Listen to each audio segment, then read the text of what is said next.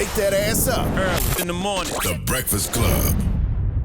They not like us. They not like us. What's up with all these jabroni niggas trying to see Breakfast Club? I just like when he says that part.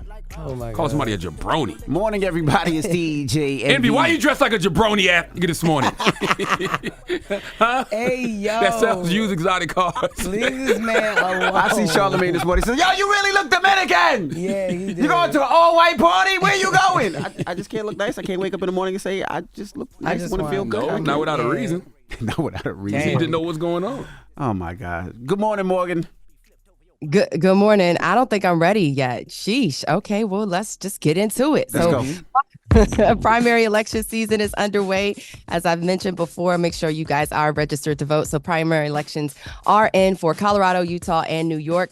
New York progressive Democrat Jamal Bowman lost his seat in the 16th congressional district in a challenge from Westchester County Executive George Latimer. In Colorado, Republican Congresswoman Lauren Boebert is leaving the state's 3rd district and taking over now retired Representative Ken Buck's vacant seat in Colorado's 4th district.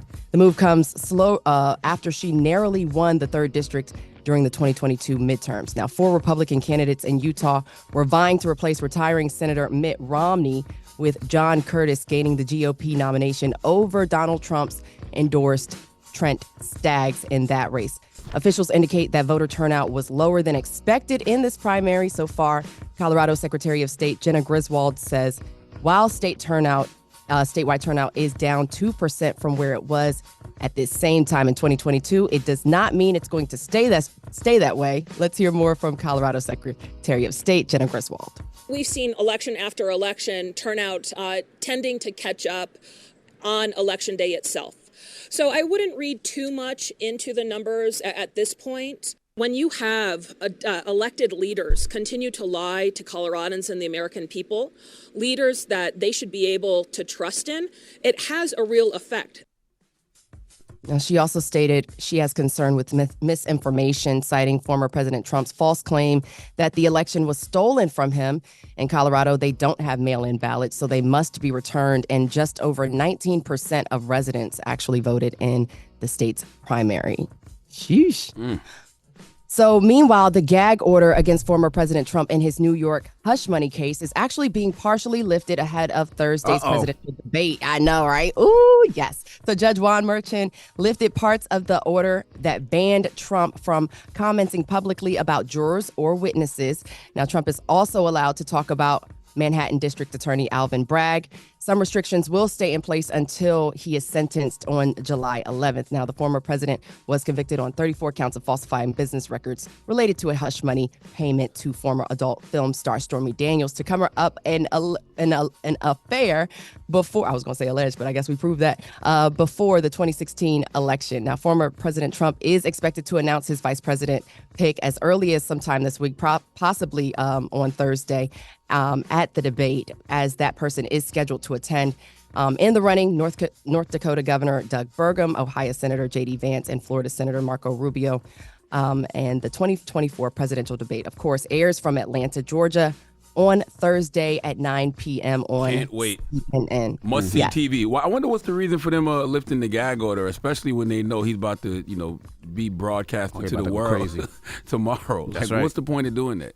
Give him a fair chance to speak, I guess.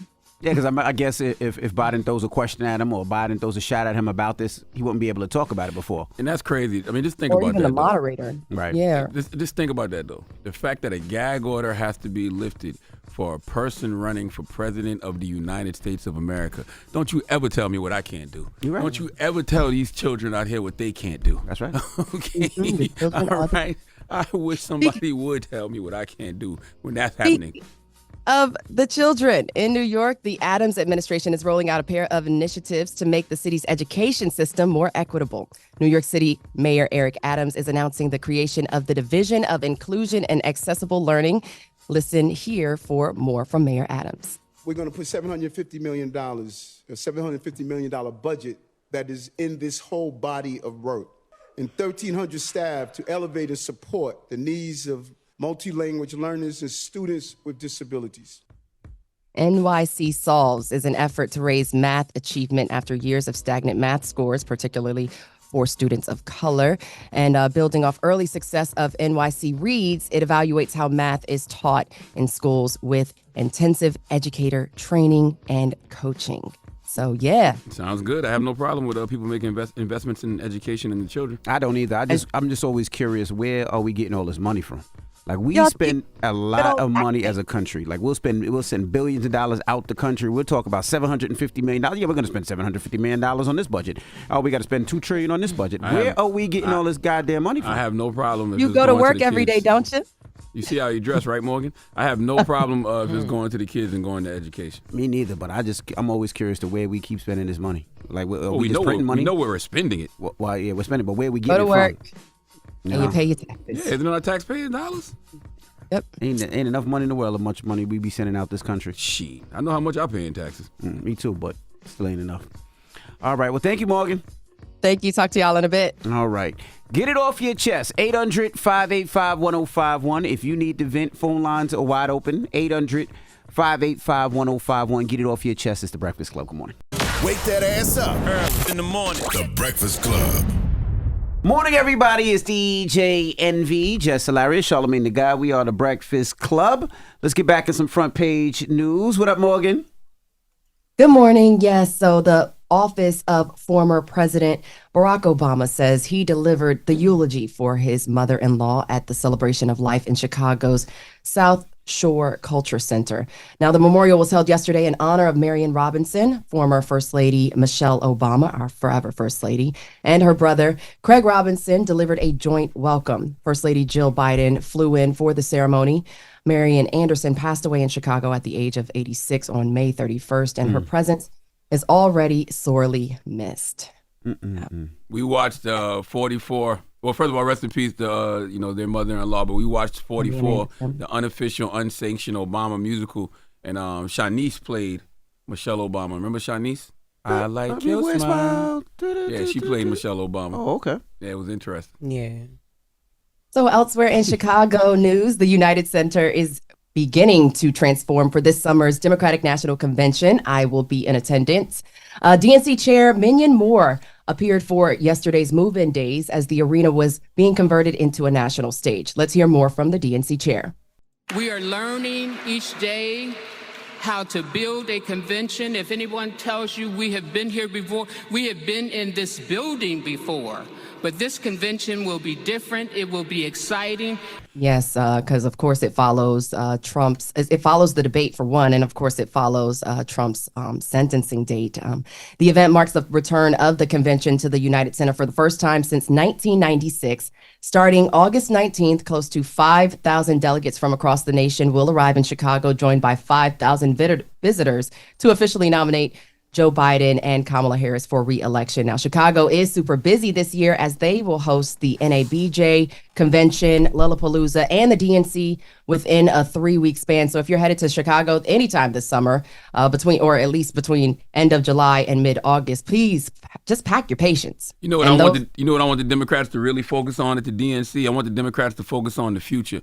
And what I mean by the future is, stars can be born at these conventions. So I want them to be showcasing the right people. I'd love to see Governor, Josh Shapiro speaking. I would love to see Governor, Wes Moore speaking. Like, I want to see what the future of the Democratic Party looks like. That's actually a really good point. Speaking of the future of our sports, so America's top gymnasts are ready to compete for a spot in the Summer Games. The 2024 U.S. Olympic team trials begin today at Target Center in Minneapolis. The team will be made up of 5 men and 5 women and will be announced after the trials. Now, Simone Biles says she's getting better, and Suni Lee says she's coming back with higher expectations. Let's hear from them in these short clips. Yes, I use the phrase aging like fine wine. Last 3 years. Obviously, it's a little different this time because I have the pressure of being the Olympic champion. Both women, Biles and Lee, have won gold in previous games. Okay. Elsewhere in girls sports, we love the girls. Y'all love WNBA too. Caitlin Clark and Angel Reese broke WNBA viewership records yet again this past Sunday's game on ESPN between the Indiana Fever and Chicago Sky, featuring the 2 rookie sensations, drew the biggest audience for a WNBA game on any network in 23 years. The game drew an average audience of 2.3 million viewers, with viewership peaking at 3.3 million. The June 16th game between the Fever and Sky previously broke the same record. Clark and Reese won't face each other again until August 30th. Yes. I think that they're going to end up being co-rookies of the year in the WNBA. Yep. Yeah, they're definitely, doing their big one. Yeah, I mean, the rookie of the year is definitely between those two, but I think they're going to end up giving them a co-rookie of the year. I can see that happening.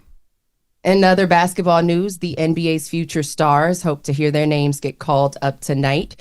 Round one of the NBA draft tips off at the Barclays Center in Brooklyn. A pair of France international prospects, Zachary Rizachet and Alex Sarr, are expected to go first and second to the Hawks and Wizards, respectively. UConn center Donovan Clingan is slated to go third to the Rockets, and Kentucky guard Reed Shepherd is predicted to go fourth to the Spurs, while G League Ignite forward Mattis Buzelis could go fifth to Detroit Pistons. Round two takes place on Thursday afternoon. We've got a lot of sports coming up for the summer, so I'm excited because usually the summer's kind of dry when it comes to sports. Yeah, people are not as excited for this NBA draft as the last couple of years. But there ain't no stars. Where they saying Bronny's going? Have they said where they thought Bronny was going to go? So I do not. Well, he has been limited in the practices that I believe that he's been taking. At the workouts, yep.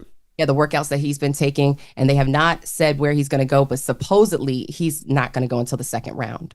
So, and that's crazy because he's probably one of the biggest. He's probably the biggest name in the draft, but nowhere near the best player. Right. Yeah, he is I would say he's the biggest name this year in the draft that people are looking at. But yeah, the question is, you think his dad is going to follow him though? To whatever team he goes to, are we really anticipating them playing together? Their agent Rich Paul said they are not a package deal. So he said he doesn't. Yeah, the agent Rich Paul said they're not a package deal. That's what he says today until LeBron decides to make another announcement. That's true too. Yep. All right. Well, thank you, Morgan. All right. Yeah, that's your front page news. I'm Morgan Wood. Make sure you follow me on social at Morgan Media. And for more news coverage, be sure to check out the Black Information Network at BINnews.com. Talk to y'all later. Thank you, Morgan. All right, Morgan. Now let's open up the phone lines, 800-585-1051. Let's talk about these honorary degrees. Oh, what? What's wrong with honorary degrees? I have one from South Carolina State University. Now, this conversation actually started from Pretty V. Pretty V received an honorary doctorate last week. Mm-hmm. And when she did, people were hating on her and saying, well, you didn't earn that. You don't deserve that. You did this, you did that. And she even responded to them yesterday. Let's hear a little bit of her response. So we're asking 800-585-1051, what do you think about honorary degrees? What's wrong with honorary degrees? Doctorates. Fat Joe recently got one. Of course, Pretty V, Charlamagne the God. Mm-hmm. I got one a couple of years ago. Black China got one. Well, Black China got White. one. Black China got one? Angela White got one. Years ago. Where she got one from? I think it might have been. Sure. No, that wasn't honorary. She went to that Harvard. She went to that business class that a lot of people go to. Yeah, I'm not gonna lie. Well, we'll discuss when we talk about it. We'd love to hear from you. 800-585-1051. It doesn't bother me as much as when people say what it is. Like, for instance, when everybody will take that one course at Harvard and they'll be like, I got my Harvard degree. I'm sitting there like, you took one class and now you're saying it's a Harvard business degree? Don't confuse people. That Harvard degree is not an honorary degree. Like, don't get that twisted. That's one class. But it's not an honorary degree. An honorary degree is a recognition of a person's life and achievements, like their philanthropy or things that they've done. That's what you get an honorary degree for. They took a class and got whatever that Harvard business degree is. That's something totally different than an honorary degree. Do not mix the two. All right, so we're asking 800-585-1051. Right now we are discussing honorary degrees. People are tight about honorary degrees. Let's talk about it, and we'll take your calls when we come back. It's The Breakfast Club. Good morning. Wake that ass up. Early in the morning. The Breakfast Club.